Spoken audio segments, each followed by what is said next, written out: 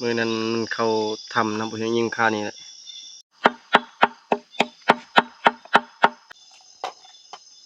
ปลาไปใส่แม่ใส่ปรับก็ห้อง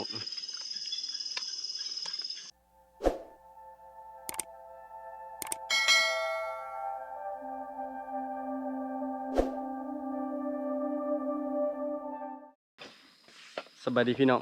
สบายดียามแรงตอนนี้พอดี3 โมงปลายแล้วพอดีเฮาย้ายเป็นจุดที่2แล้วพี่น้องเอ้ยพอดีบ่เฮียงกับ่ได้เก็บภาพถ่ายตอน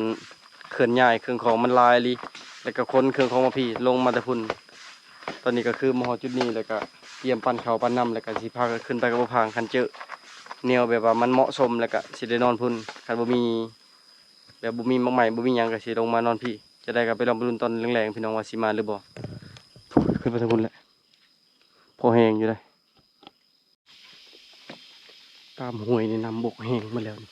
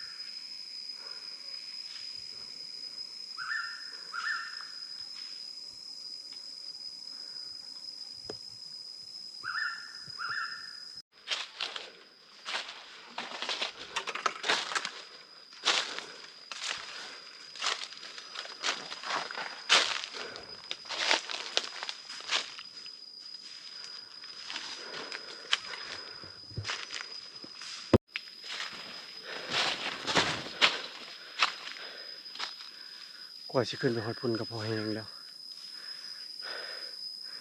ตอนนี้4 โมงปลายแล้ว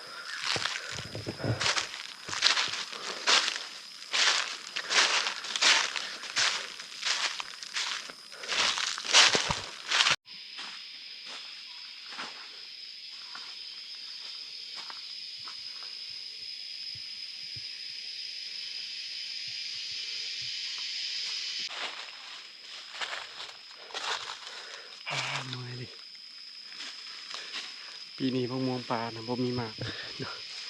กุ้งม่วง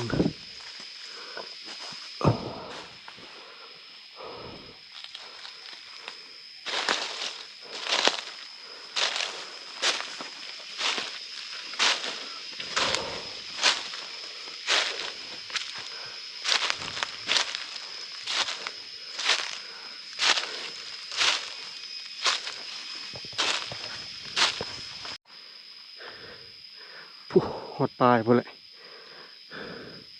จังวิทย์ภูการแต่มันก็บ่สูงปานใดบัดนี้ตอนนี้ขึ้นไปเท่านี้สูงเลยแล้วก็เลาะไปพุ่นแล้วก็ไต่ไปพุ่นอีกโค้งไปโค้งมาว้าเมื่อยเล่นกับเวลานี่บ่ได้พักเลย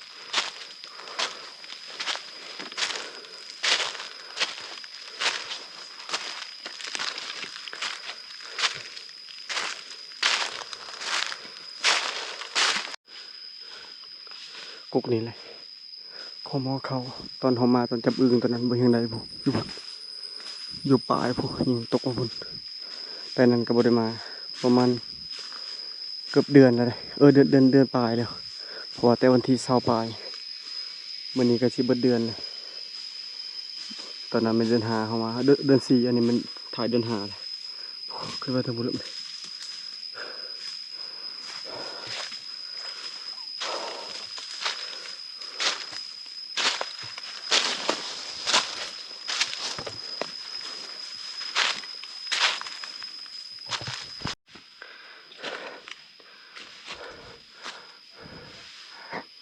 โอ้ตอนนี้ฮอดหน้าผาแล้ว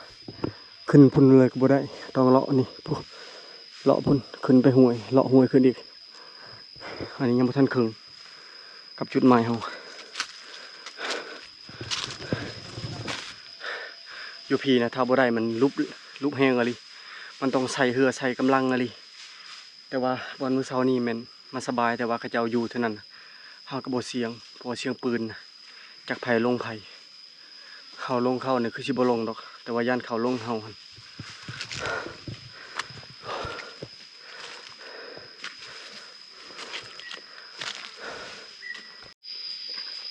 ได้พักผ่อนได้หน่อยหนึงแล้วก็ไปต่อตอนนี้4:30นตอนขึ้นมาประมาณ4:02 นเล็งเลยบ่ได้พัก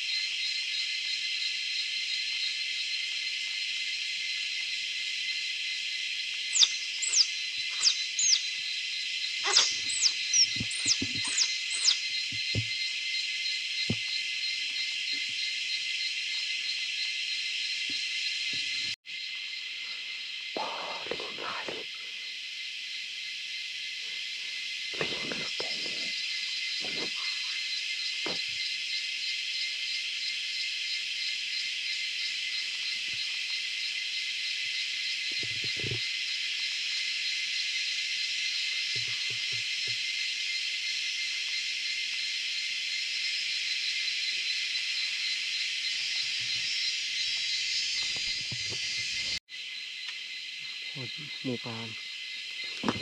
หอยพานข้ามมาทางหอยหมู่ปลาเมื่อเช้านี่โดดนี่ตัวเดียวลงมามาทางนี้ไปกันดูฝนตกอยู่พี่นะมันกระโดดปลาเจ๊แตนตอดแล้วพี่มัน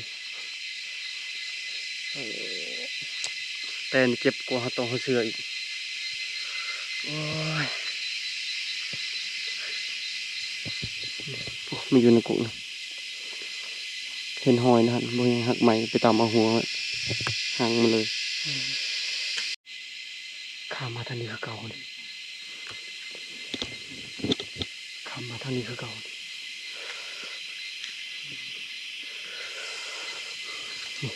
พ่อก็ไปก็มาอยู่นี่เมื่อเช้านี่รถเลยก็สังเกตจากการแนะนำน่าจะอยู่ปีไล่เถื่อแล้ว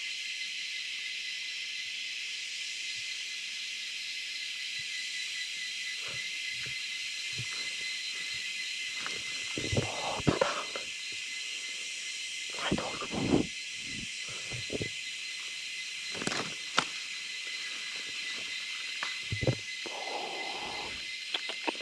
หลายดีนี่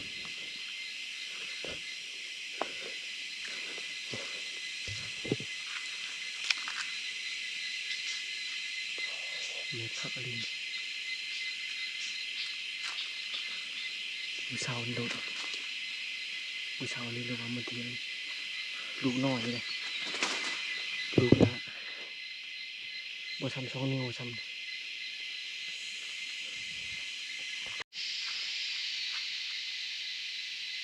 ตอนนี้เขาแยกกับบุพังเลยบุพังไปทางนั้นชุนโบยังขึ้นไปเลยเชื่อไปทางไปคนละภาค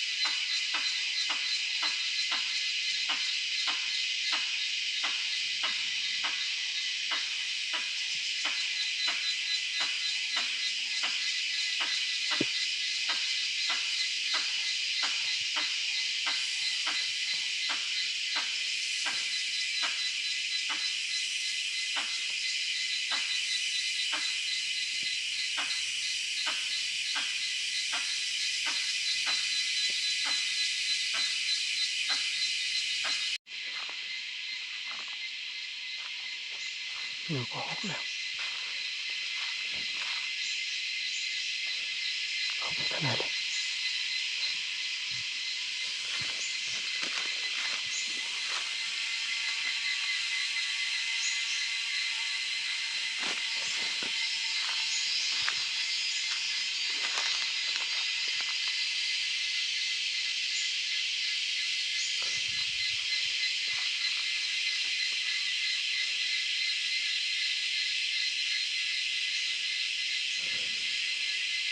ตัวนึงเด็กมีวันตกเข้าโกนแล้วตัวนี้โบไปทางไหนแล้วโอ้ตรงไหนตัวที่สองยิงบาทที่สองเป็น2 บาทเลยตัวนี้ตัวนั้นคิดว่าไม่ใช่ตก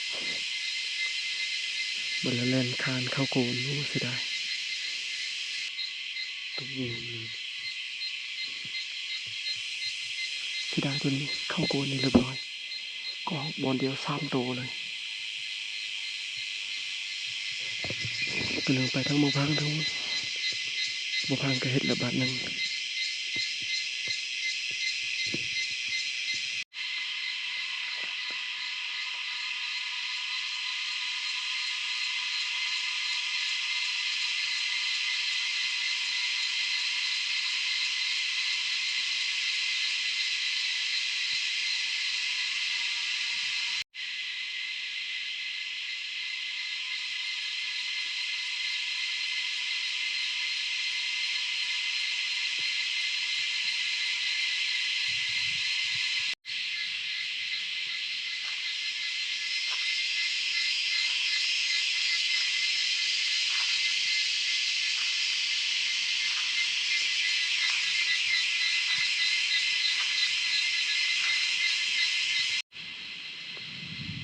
อ๋อ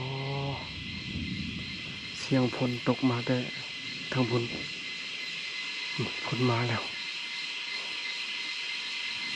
โอ้ตายเลยวันนี้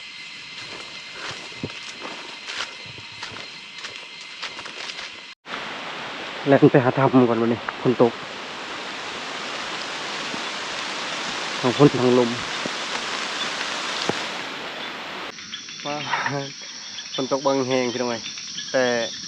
ต้องขออภัยเมื่อกี้นี้บุเฮบัวทายเพราะว่าเดี๋ยวนี้กล้องนะมันบกันนำแล้วนะบอลพุ่มเปิดปิดเลยมันหัวมันซึมก็เลยบ่อยากให้มันถึกนำฝนเพราะว่าบ่ได้มีอันเขตการนำมันนะตกบางแหงอะลิบุเฮงแลนมันตะพุ่นลี่กับบ่ทันตอนนี้ปืนกับเปียกเบิดเครื่องของกับเปียกไปเลยนี่ยังบ่ทันเช้าคักตอนนี้พอดีทางพุ่นก็เดือนแจ้งออกแล้วพุ่นโอ้ยบ่พาจะไปทางใดแหละหากระไดก็หอกตัวหนึ่งในช่วงฝนตกนี่ฝนเช้านิดนึงบุเฮงก็จับเขียดจับเขียดตะปาดอันนี้ต้องขอโทษด้วยพี่น้องผู้ที่บ่เคยเห็นมันเป็นแบบว่าเวลาบ่มีแง่งบ่มีคลองเฮาก็จับเขียดแบบนี้แหละอยู่บ้านจับปกติเป็นนี่แหละแต่ละมือคันบ่มีคลองบ่มีหยังและไข่มันก็บ่ออกอันนี้เคยจับกันมาแต่น้อยจนใหญ่ถ้าจับเขียดเอาแล้วก็พูดแหละต้องหาบ่พางโอ้จักนี่แหละทีมงานหาอยู่พุ่นบ่ทันได้เฮ็ดบอนอยู่บอนนอนตกบังแหงลมพร้อมตอนนี้จับได้กบตัวหนึ่งเขตปลาตัวแม่4 แม่4วันละ3 4 แม่4เลย3ไม่รู้จื้อไปเลย3 แม่แล้วกบตัวหนึ่งกบเนี่ยเห็น4 โตวได้ตัวเดียวว่าจะไปจับอยู่น้องพุ่นแต่ว่าทำบุพังจักไปทันใดเลยยานบุพังลงป่ากับวันนั้นเฮาเป็นห่วงเลยมากับน้องนุ่งยานลงป่าแล้วลงไปฮอตแคมป์แล้วก็ขึ้นมาหาพ่อแห้งก็เลยว่าบุเฮงห้อง4-6 บาทแล้วห้องมาหาบุพังยังบุคานอยู่หาห้องหาบุพังที่จริงน้องอยู่แล้วนี่ลุ้นให้จับอยู่น้องยันได้อยู่กบแต่กบตัวเดียวคนตามเบิ่งคือสิเสาแล้วบัดนี้เห็นบ่พางกลับไปก่อนบ่จักคือบ่เห็นหมายบอกบ่าหยังเลย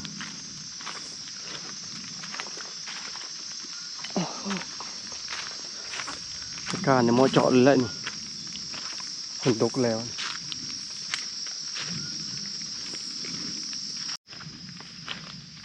คือยังบ่เห็นหอยแล้วบ่เห็นเรามาเลยบ่ฮู้ว่าแล้วกลับแต่ทันพ้นบ่หรือว่ายังบ่ทันกลับเบิ่งสิห้องหาอีกวู้วู้โอ้อ้าวลงก็บ่บอกกันอีกนี่คันทันมาอยู่นี่บ่เปียกนี่มันเป็นพึ่งหินดีได้นอนได้นะนี่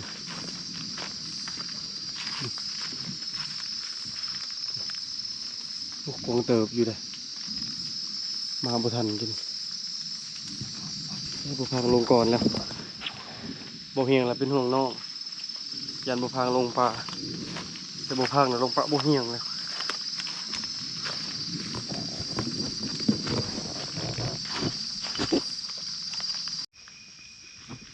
ตอนนี้บ่เฮียงก็ลงจาก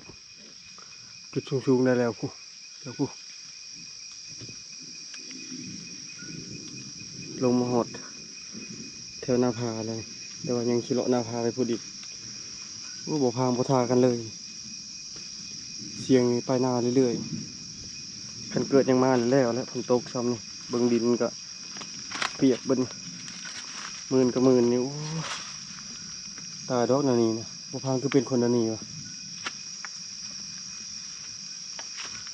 เฮากันบอกกันแล้วตอนคืนว่านัดกันอยู่หันอยู่นี่เด้อวะบัดลง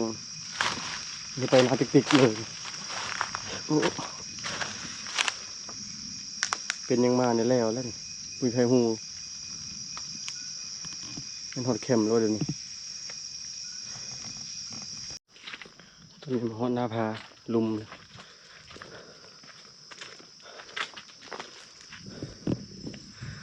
ฝนก็จนเทือแตกเทือแตนอยู่พี่น้อยแลนลงยานตกเฮวกับวันนั้นนำหาบุพังโอ้มาได้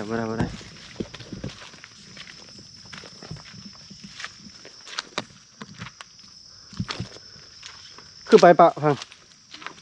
คือลงปะคือบัตาบนนัดกันจะเอิญที่นี่เลยเอิญจะอยู่ใช้ตอนเอิญอยู่ใช้ดีละแค่ห่วยเลยแมนที่ตอนค่อยก็อยู่บนนัดหันคือเอิญเจ้า6 บาท 7 บาทพูบ่ได้นั่นนี่หาการบางรัวกับบ่เห็นบางหลวงบ่เห็นบางน้อยเลยมันต้องบอกพังว่าวันกินนี้จะมันบางหรือเห็นบ่พังก็เห็นบ่ทันครับ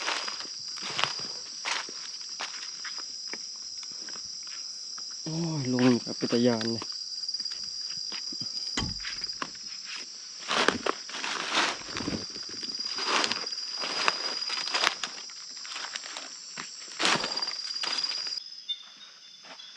ตอนนี้ลงมาฮอตบอลแล้วพี่น้อยขนาดฝนตกนี่ส่งเสื้อจนเปียกแต่ก็ยังหอนคือเก่าขาขึ้นก็ยากขาลงก็ยากตอนนี้สมอนกับน้องไผ่พากันนอนนำกันพากินระเบ้อเขาถูก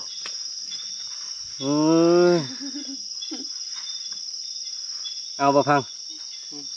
อันคืน150,000ที่เหลือเอาคนใด2 คนนี่ เจ้าแล้วเอาน้องแล้วเนาะพังเนาะคันเอาน้องเพิ่มอีก30ก็ได้เนาะคันลุดลุง20,000ปานนั้นนกแก้วฮะก็ออกจากโพรงใหม่อันนี้นะได้แล้วนะได้แลนได้กบได้เขียดได้กระหอกได้ลายเด้อหมูนั้นขั้นลงมามันหนักเอาไว้พุ่นบ่เป็นแห้งไว้แมนคุณมาฟังได้แลนจากหน่อยจากใหญ่บริเห็นน้ำลาวเลย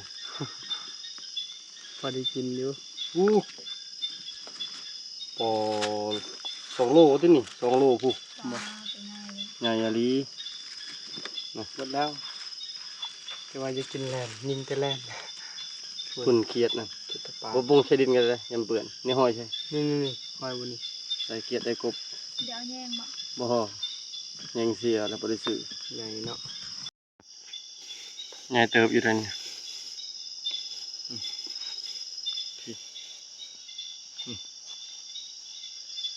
มื้อนั้นมันเข้าถ้ำนะบ่เห็นยิงค่านี่แหละ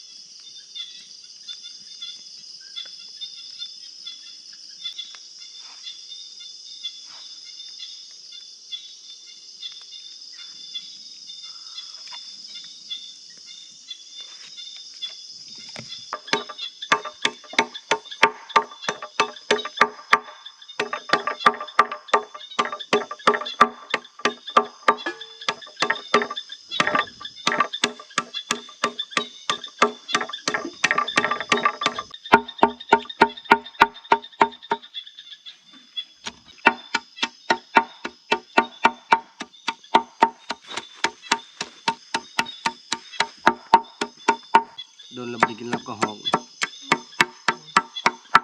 มาหอบแล้วบ่ได้กินนี่เนาะโดนเติบแล้วบ่ได้กินรับก็หอก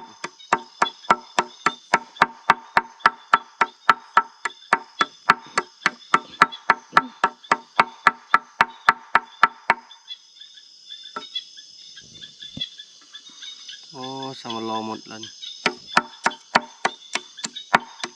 แบบนั้นเนาะเอาโทรศัพท์ตีครับ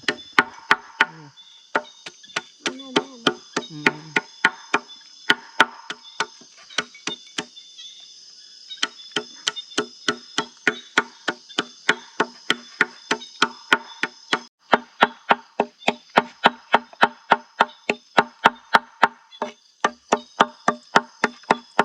Gitu hati dah. Maaf.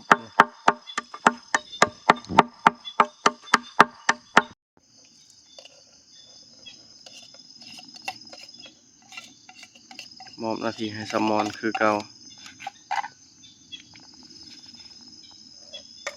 ลาดก็หอกเพราะเสียงเงินอยู่ถึงเงินชิมาหับแล้ววันนี้กินข้าวไวเด้อ ครับเจ้า บ่ไหวแล้วอยู่ป่าอยู่ดงตลอดนี่ขี่ยนต์ไปเที่ยวก่อนจากบ้านอยากลองขี่เบิ่งได้ยนต์จากครั้งหนึ่งนี่จังเป็นอะไร ยังบ่เคยบ่ ยังคือขี่แต่รถไฟรถนี่เคยขี่อยู่แต่ยนต์ยังไปบัดตัวเองซื้อเองบ่แหล้ว ไม่นานบ่ลง อืม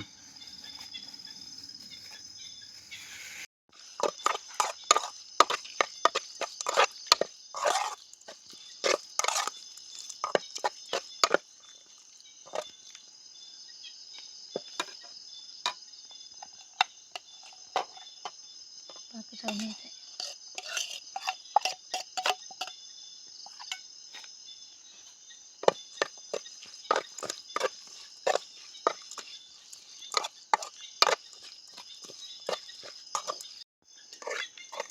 ผูกกับ ชิมเบิ่ง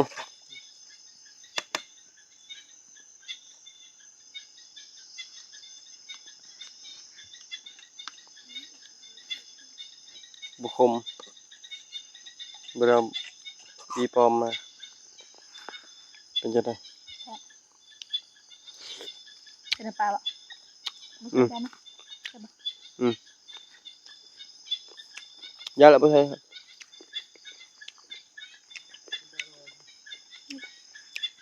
เป็นบ่พอบ่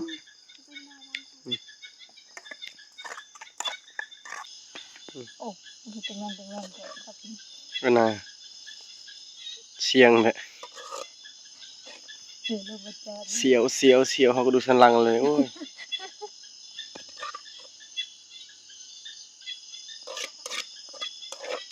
เบิดนั่นนี่เราคมบังนี่โอ้ยจับดีๆหน่อยไป เส้นบ่วางมาจากนี่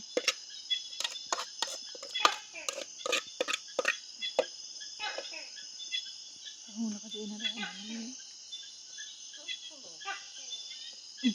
โอ้เต็มจานมาเด้อพี่น้องกินข้าวหอมแรงมื้อนี้กินข้าว3เทื่อได้อมื้อนี้ ลาบก็ห้อง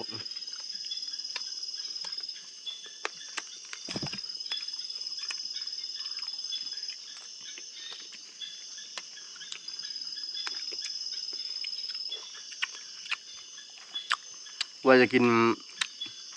ห้องหมอบางหลัวยังบ่ได้อยู่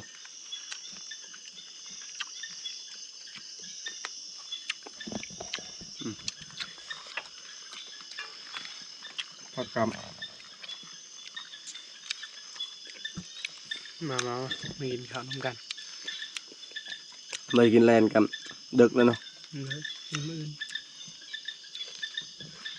มาเด้อ สมองกินข้าวเจ้าเทื่อมัน จองชั้นเนี่ย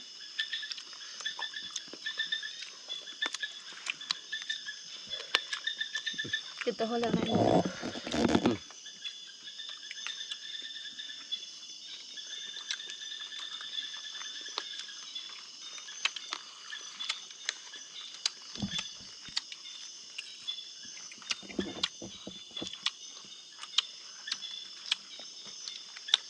มือมันจะกินแล้วปลามือนี่บริชัยมอง ลงมาคำลงมาหมื่นมาฮอดพี่กับ8 โมงบ่ายเกือบ9 โมงแล้วบเบิดช เป็นของลูก ำกินข้าวหอมดึกสมอน้องไผ่ก็กินแล้วเขากับปันกินแล้วก่อนขึ้นไปเลาะน้อยหนึ่งพอดีมืดก่อน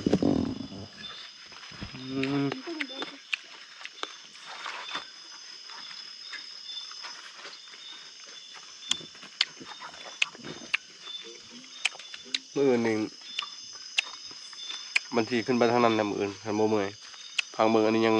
หาปากบ่ได้